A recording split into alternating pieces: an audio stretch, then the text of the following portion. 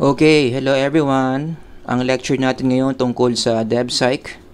Pag-uusapan natin predictors of poor moral development. So kapag nakikita nyo yung topic na yan, moral development, most likely under yan ng developmental psychology. Ang passage natin na connected dito is Isaiah 5:20. Ginamit ko na to in my previous lectures, pero ang atake natin dito ibang anggulo naman. It says, "Woe to those who call evil good and good evil, who turn darkness to light and light to darkness." Binabaliktad nila.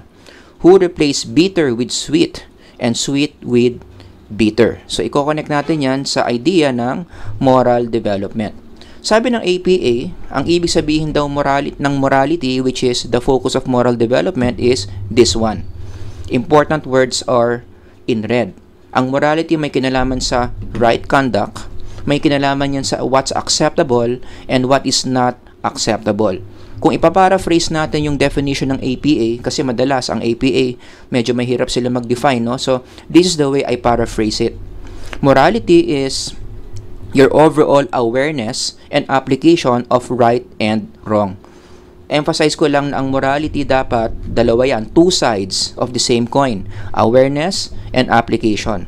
Alam mo kung ano ang tama at mali, at the same time ina-apply mo kung ano ang tama at mali. Paano mo ina-apply kung ano ang tama at mali? Ito yung sub-definition. You practice what is right and you avoid what is wrong. Kung anong tama, yun yung ginagawa mo. Kung anong mali, yun yung iniiwasan mo. Kaya ang tao na maganda ang morality or klaro ang kanyang sense of morality, araw-araw, yun yung ginagawa niya. That person is going towards right behaviors and avoiding wrong behaviors. So yung mga ganyang tao, naghahanap sila ng opportunity to do what is right. Nakita nila na merong matanda, tumatawid, medyo uugod-ugod na, nanganganib siyang masagasaan. So ang ginawa niya, inalalayan niya yung matanda sa pagtawid para hindi siya maaksidente. So hinatig niya mula doon sa one end towards the opposite end. Talagang pinahinto niya yung mga bus, pinahinto niya yung mga kotse para makadaan ng maayos yung matanda. Bakit niya ginawa yun? Kasi yun yung tama. A person who has a clear sense of morality avoids kung ano yung mga wrong behaviors. Naubos yung tinta ng ballpen niya, tapos mayroon siyang katabing upuan na wala namang nakaupo pero may ballpen na nakapatong. Ang ganda pa ng ballpen, G-Tech 0.4 color black. Yun yung gamit niya. Wala namang makakita kapag kinuha niya yon, pero hindi pa rin niya kinuha. Bakit? Kasi alam niya mali yung kumuha ng isang bagay na hindi sa'yo. So anong ginawa niya? In-avoid niya yung behavior. Hindi niya kinuha yung G-Tech ballpen na hindi naman kanya. Yan ang itsura ng isang tao na klaro yung sense of morality. Gawa ng tama, iwas sa mali. Pero hindi lahat ng tao klaro ang sense of morality. In the literature, may mga tao na poor ang moral development. Yan yung technical term for that, no? Poor moral development, but in our colloquial language, sa Tagalog, ito yung mga taong nalalabelan natin ng salbahe. Ito yung mga tao na hindi klaro sa kanila or hindi nila ina-apply kung ano yung tama or mali. Let me give you a picture kung anong itsura ng tao na salbahe. Or baka ikaw, may kakilala ka bang tao sa buhay mo ngayon na salbahe? Picture mo yung mukha nila ngayon, right now in your head. Or kung gusto mo, ilagay mo dyan sa comment section. Of course, joke lang yon. Huwag niyong ilagay yung pangalan ng taong salbahe kasi baka ikaw mismo salbahe rin. Right? Pero anong itsura ng isang taong salbahe? Ganito. Yung mga bagay na klarong-klarong tama, when we talk about human values, ito yung mga generally agreed. Lahat ng kultura nag-agree na tama ito. Tama ang maging honest, tama ang maging courageous, tama ang fairness, respect, caring, and trust.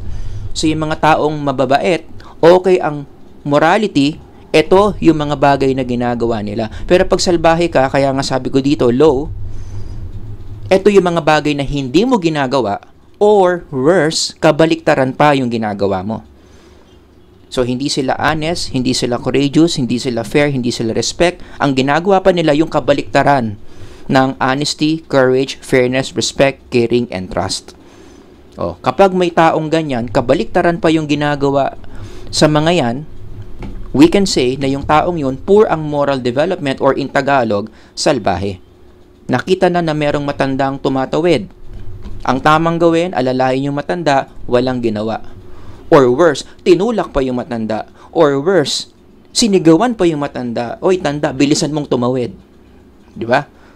All of you would agree na pag may nakita kang ganong tao, ginaganon yung matanda, salbahe yung tawag doon. Yun yung ginagawa nila, no? Yung right, hindi nila ginawa pa nila yung opposite. Or another example, yung ballpen scenario kanina, naubusan yung ballpen nila ng tinta.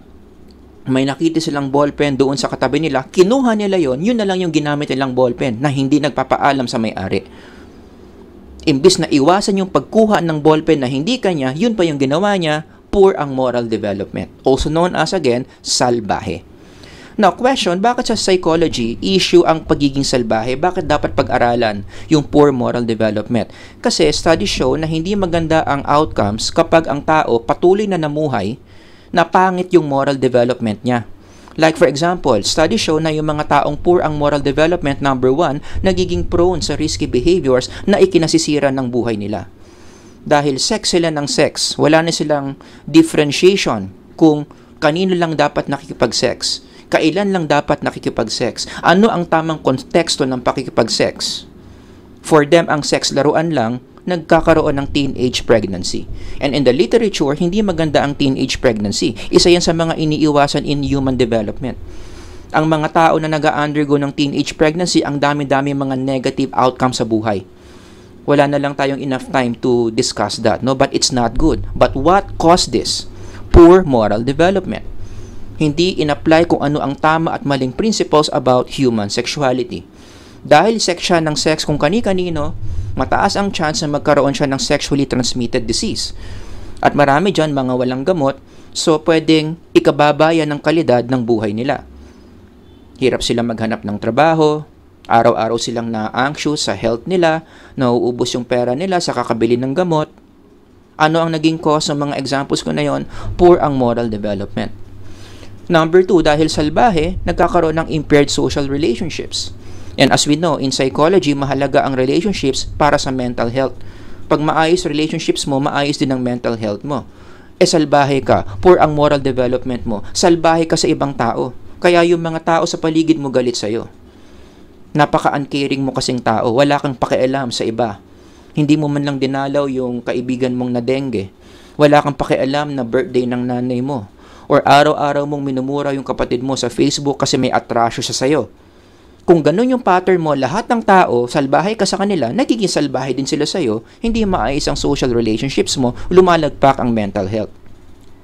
Number 3, pag poor ang moral development mo, pati community na apektuhan. Nagiging sakit ka sa ulo ng lipunan.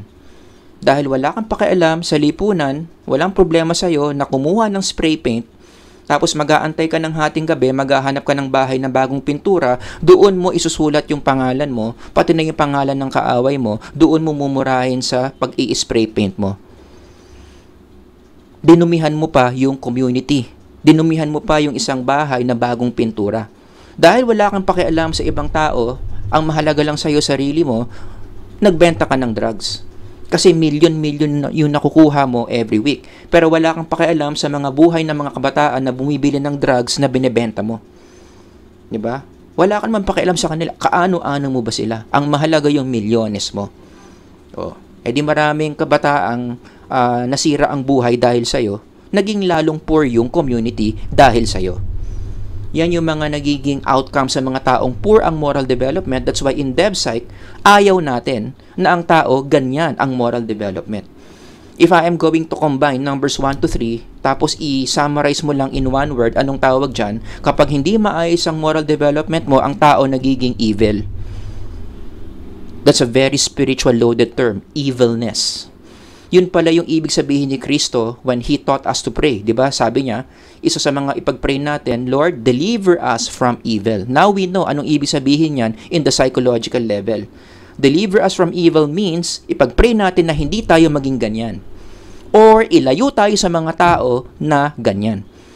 Kasi kapag nakakita ka ng taong ganyan, naging kaibigan mo yung taong ganyan, baka maya-maya ikaw rin ganyan na. So yan yung pinagpe-pray mo when you say, deliver us from evil. Sana yung mga taong may encounter mo na ganyan, hindi makapasok sa buhay mo. Ilayo sa'yo ni Lord yung mga taong ganyan. But a deeper question to ask is, in connection to poor moral development is, in the first place, bakit ba kasi nagiging evil? Bakit nagiging salbahe? Doon mo na i-connect yung Isaiah 5:20. Woe to those who call evil good and good evil. Bakit sila ganon? Ano yung mga factors that predicts poor moral development? Bakit nagiging salbahe? Kung gusto nyong i-represent to in visual form para mukhang pang research, it looks something like this. Kung i-conceptualize mo. Ang predictor variables natin, ito, mga reasons bakit nagiging salbahe yung tao, yung outcome variable natin is poor moral development. Bakit nagiging salbahe? So in this lecture, dito ang focus natin, magdidiscuss ako ng limang predictors bakit nagiging salbahe. Number 1, nagiging salbahe ang isang tao kasi hindi maganda yung kanyang emotional intelligence. If you read the literature, merong koneksyon yung emotional intelligence sa moral reasoning which leads to moral behaviors. Ang tao nagiging salbahe kasi hindi maganda yung development ng EQ niya. Tanong, bakit hindi nagiging maganda ang pag-develop ng EQ? Isa sa mga may kasalanan dyan, although maraming factors that determine poor development of EQ. Ang gusto kong i-emphasize dito is the role of popular psychology. Akala ng mga tao, yung mga quotable quotes ng popular psychology, very inspiring, very acceptable. In fact, baka ikaw nga ganyan din eh. Diba? Let's say this one. In a scale of 1 to 10, how much do you agree that this statement is correct? The rest of the world may follow the rules, but I must follow my heart. So, ang implication nito, you should always follow your heart. Isa yan sa mga teachings ng popular psychology and a lot of people agree with this. Naluluha-luha pa sila sa mga ganyang quotable quote, ginagawa pang wallpaper ng mga laptops nila. But to tell you, akala natin, inspiring yung mga words na yan, pero sa totoo lang, lason yan. Kaya ako naglagay dito ng symbol ng lason. This is toxic to our psychological condition as I will later on explain. So mag-ingat kayo sa mga ganyang ideas ng popular psychology kasi sinisira tayo niyan psychologically speaking. In what way? I-demonstrate ko. Kapag ito kasi yung in-internalize mo, you always follow your heart, ang laki ng epekto niyan sa EQ mo. If you study the literature on EQ, ang ibig sabihin pala ng EQ is balanse yung pagtingin mo sa sarili pati sa ibang tao. Two sides of the same coin. Dapat meron kang awareness, meron kang good treatment sa sarili mo, pati na rin sa ibang tao. Kumbaga parang sa Bible, ang equivalent niyan, do unto others what you want others to do unto you, or hindi pala yun, or erase. Yung sinasabi sa Bible na, love the Lord, your God, with all your heart, with all your soul, and with all your strength. Yun yung una mong gagawin. And then, you love your neighbor as you love yourself. Yung dalawang commandments na yon summarizes EQ. 'Di ba? Dapat hindi ka lang puro sarili, dapat minamahal mo rin yung ibang tao. Ang problema, talagang idol mo ang popular psychology, ito yung in-internalize mo, ito yung ina-apply mo in your everyday life. Ang tendency niyan, kapag ito yung in-internalize mo, ano mangyayari? Bubulagin niyan yung psychological eye mo sa ibang tao, tapos i-overinflate niya yung sarili mo. May kakilala ba kayong ganon? Ang galing-galing sa sarili, pero walang pakialam sa iba. Ang galing mo sa self-awareness, ang galing mo sa self-management, pero banu ka sa social awareness, banu ka sa relationship management. Bakit ka naging banu dito? Kasi nga, in-internalize mo yung teaching ng popular psychology that all that matters in your life is your heart. In fact, dito pa lang ina-undermine mo na yung ibang tao. The rest of the world may follow the rules, but I must follow my heart. So, aawayin mo yung mga taong nagko-correct sa'yo. Aawayin mo yung mga taong umaalalay sa'yo. Sabihin mo, respect nyo na lang ako that I follow my heart. Huwag nyo akong idamay sa pag-follow nyo ng rules ninyo. Ang tanong ko, paano kung yung rules na sinasabi nila sa'yo, yun yung tama? At yung heart mo yung mali, which is most likely. Hindi mo ngayon papansinin yung tama, paninindigan mo yung mali na tinuturo sa'yo ng heart mo. Nagigets siya yung point. So kapag ito yung in-internalize mong value, bulag ka sa iba, mahal na mahal mo yung sarili mo. And when that happens, ang taong overinflated yung self leads to a lot of negative behaviors. Kaya may mga tao mapanirang puri. May kakilala ba kayong ganyan? Papabahuin nila yung pangalan ng iba, pero yung pangalan nila mismo mabango. May mga taong magnanakaw. Wala akong pakialam kung mawalan ka ng ballpen. Kinuha ko yung ballpen mo kasi hindi mo binabantayan. Kasalanan mo yan. At deserve ko itong ballpen na to. Got that? Related din yung pagiging selfish sa infidelity. Anong masama na mahalin ko ang isang taong may asawa na, nagmamahalan lang naman kami. Ang gusto lang naman namin lumigaya. Hindi na naman siya maligaya doon sa asawa niya. Oh my goodness. That is so selfish. Ang taong selfish, very greedy, very materialist, masakit magsalita. Bakit siya masakit magsalita? Bakit walang preno yung bibig? Sinasabi ko lang naman kung ano yung nasa loob ko. Sinasabi ko lang kung ano yung talagang nararamdaman ko. Kasi nga, follow your heart So sabihin mo lahat ng gusto mo. Regardless kung may masasaktan or wala. May kakilala ba kayong mga taong feeling VIP? Very important. Kung wala pa ako, antayin nyo ako kasi hindi kayo mabubuhay nang wala ko. Unahin nyo ako sa pagkuha ng pagkain sa buffet kasi ako ang pinaka-astig dito. Yan. May ganyan ba kayong mga kakilala? Bakit sila ganyan? Bakit ganyan ang ugali nila? Going back, overinflated ang self because of this teaching by popular psychology. Kaya naalala ko yung sinabi ni St. James dito Tamang-tama. Very psychologically sound. Sabi niya, for wherever there is jealousy and selfish ambition, there you will find disorder and evil of every kind. Kapag mataas ang level of selfishness, nagkakaroon ng disorder at ng evil psychologically. In fact, may framework na pinopromote si St. James dito that is so testable. Para sa mga researchers dyan, pwede niyong kunan to ng data and then ang hypothesis nyo is overinflated self predicts negative behaviors. I'm pretty sure na dahil ito is God's word, your data will confirm this statement by James. Kapag ang tao masyadong mahal ang sarili, sumasama talaga ang ugali. Got that? So yan yung number 1. Mag-ingat tayo sa mga popular ideas out there na akala natin maganda sa psyche natin, yun pala nakakasira. That leads to poor moral development. So yung mga ganyang teachings ng popular psychology, it destroys our EQ, kaya nagiging salbahe yung tao. Number 2 predictor, may kinalaman naman yan sa parenting. Ang tao kaya nagiging salbahe, may kinalaman kasi yung parents, which is so ironic. Dapat nga ang parents yung nagpapabuti sa ugali ng tao, pero there are cases na ang parents pa mismo yung nagpasalbahe sa mga anak nila. Like, kung yung parent mismo yung nagturo sa anak ng prostitution, for sure, litong-lito yung bata. Kasi ang prostitution mali, pero ang turo ni nanay okay lang yan, so nabaliktad tuloy yung moral principle niya. Pinaniwalaan niya na ang prostitution tama kahit na mali. The same thing with stealing. Klarong-klaro naman na mali magnakaw, huwag mong kunin yung hindi sa'yo, pero may mga bata naniniwala sila okay lang magnakaw. Bakit? Yun yung turo ni mama yun yung turo ni papa Got that? Kaya malaking factor din ang parents in shaping the moral development of children. Other than this, another factor na may kinalaman sa parenting na nakakaapekto sa moral development ng mga bata is the presence of parents. Ang dami nating literature on this saying na ang mga parents na absent sa buhay ng mga anak is a very powerful predictor kung bakit ang mga anak magkakaroon ng poor moral development. May mga bata hindi klaro kung anong tama at anong mali sa buhay. Bakit? Kasi hindi naalalayan ng magulang. Siguro, puro business, puro pera inaatupag, or yung iba nag-OFW.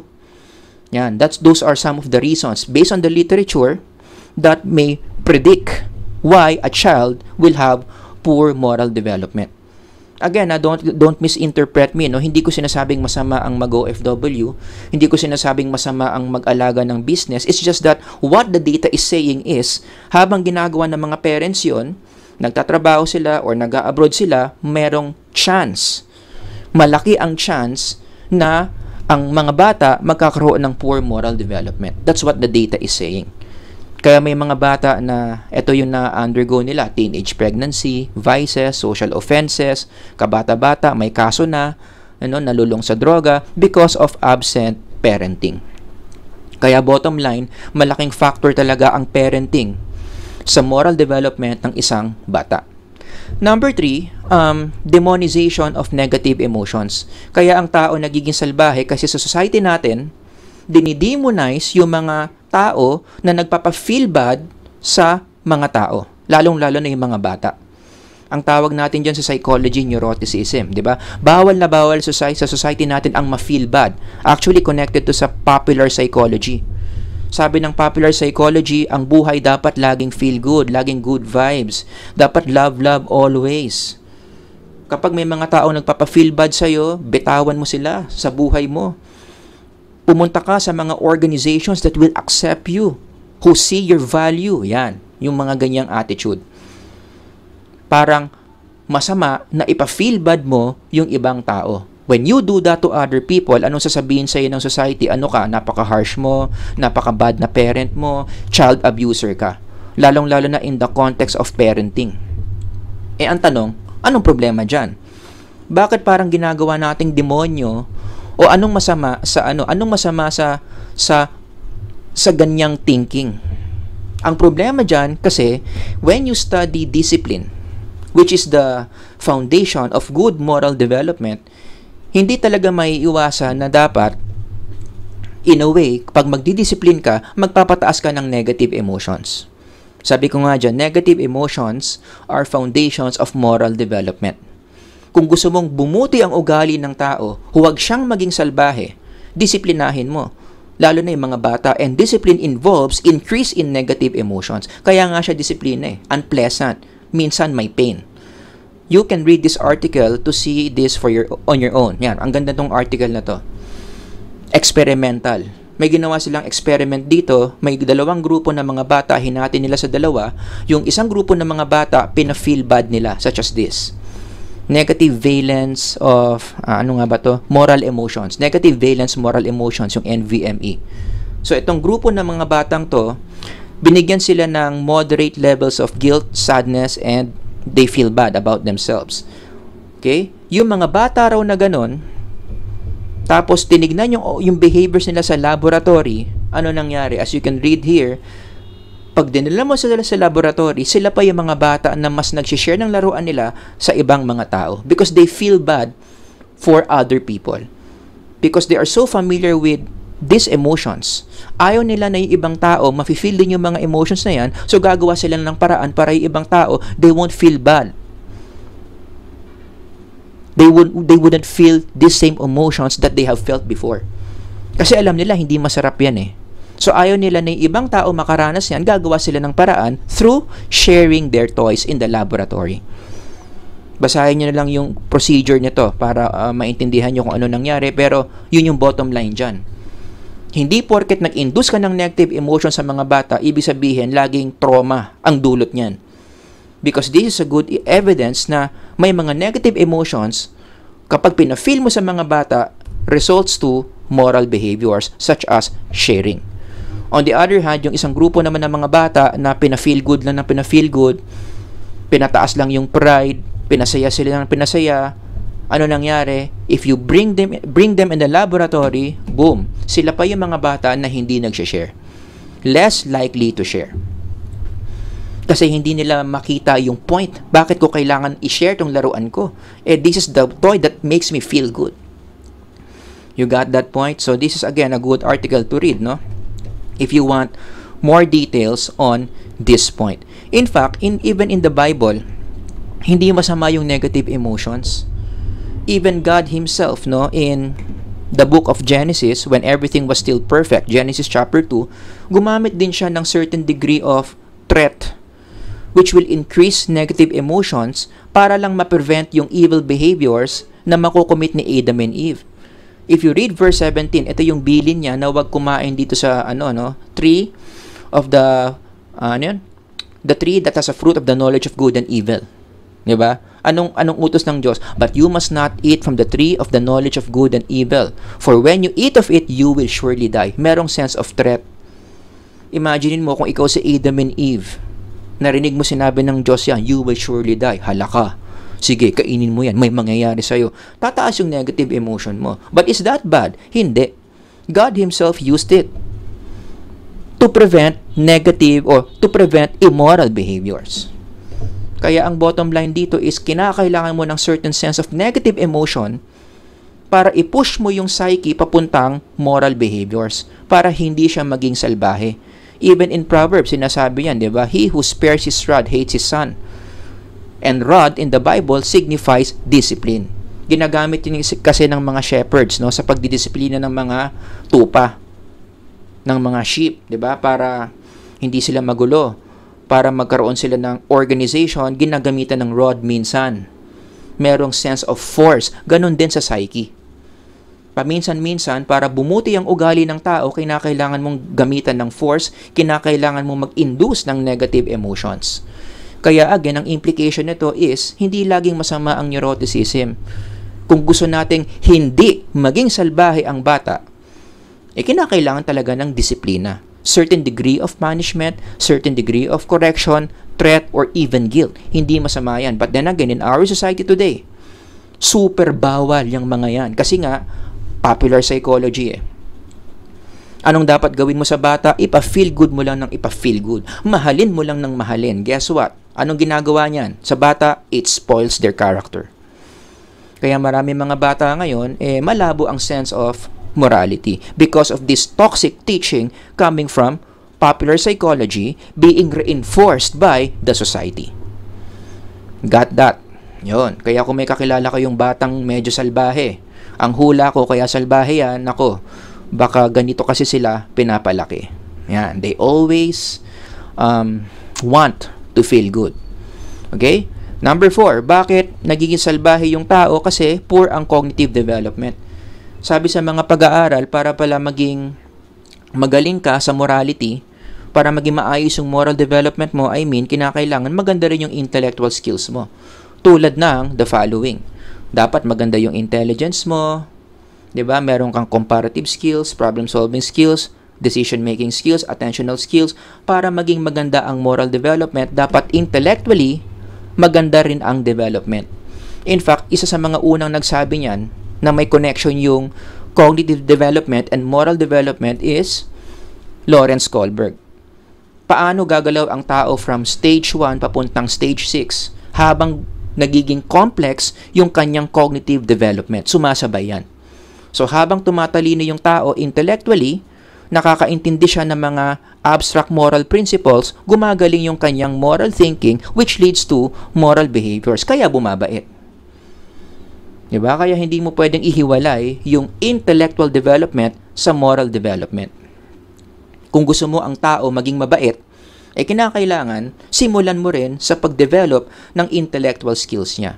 Kaya in connection to this, red flag din yung ganyang balita sa Pilipinas na intellectually speaking, ang mga kabataan natin ngayon, it seems like they are not doing well based on the PISA rankings. Meron din pala tong implication to moral development. Kung i-connect mo yan sa sinasabi ni Kohlberg, kung marami tayong mga kabataan ngayon, poor ang intellectual functioning, anong implication nun sa moral development? Marami sa mga kabataan natin ngayon, posible na may problema rin, may delay din sa pag-intindi ng mga bagay na tama at mali. And in fact, one small evidence na mukhang totoo nga to, although again, wala naman akong direct data for this one, pero I am just theorizing here. No? One support that may reinforce na meron ngang moral development effect ito, yung mababang intellectual development natin is yung ganyang mga balita. Yung pagtaas ng teenage pregnancy because, having sex with other people, it's a moral issue. Dahil ang marami mga kabataan ngayon, ganyan intellectually, posible na connected yan dito. Kaya mataas yung teenage pregnancy kasi yung sense of what's right and wrong nila when it comes to sexuality, malabo din. Okay? So again, I am just proposing a theory here na pwedeng empirically validate later on. Para sa mga nakikinig na researchers dyan, magandang kunan ng data yan. Diba? I-connect nyo yung intellectual development of Filipinos with this developmental outcomes. Hindi kaya maraming mga kabataan ganyan. Hindi okay yung moral thinking nila about their sexual behaviors. It's because of something intellectual. Ako, ang hypothesis ko, may connection yung dalawa. But there's only one way to find out. You do research on that. At this level, we are just theorizing. And last one, number 5, another reason bakit ang tao nagiging salbahe, may kinalaman din kasi yung social institutions. Diba? Like what? Sino yung mga institutions na quote-unquote nagpapasalbahe sa isang tao, like for example, schools. Although hindi masyado sa Pilipinas, but in America, for example, pinagbabawal na yung mga religious teachings. Like, bawal na ituro na ang mundo ginawa ng Diyos. Kasi ang tinuturo doon, dapat ang ituturo daw sa mga bata tungkol sa evolution na walang Diyos, everything is just an accident, we just evolved from lower life forms. Bawal ka magturo ng model ng mundo na kung saan may kinalaman yung Diyos, who is a spiritual being. Now, in the language of psychology, bakit hindi maganda to? Kasi yung mga ganyang policies, pinapababa mo yung spirituality ng tao. And as we know, in the literature, ang spirituality, connected niya sa moral development. Isa sa mga reasons bakit ang tao mabait, kasi maganda yung spirituality niya. O, edi baliktarin mo. Kung sa eskwelahan pa lang, pababain mo na yung spirituality ng mga bata, o anong tendency niyan? Bababa rin yung kanilang moral development.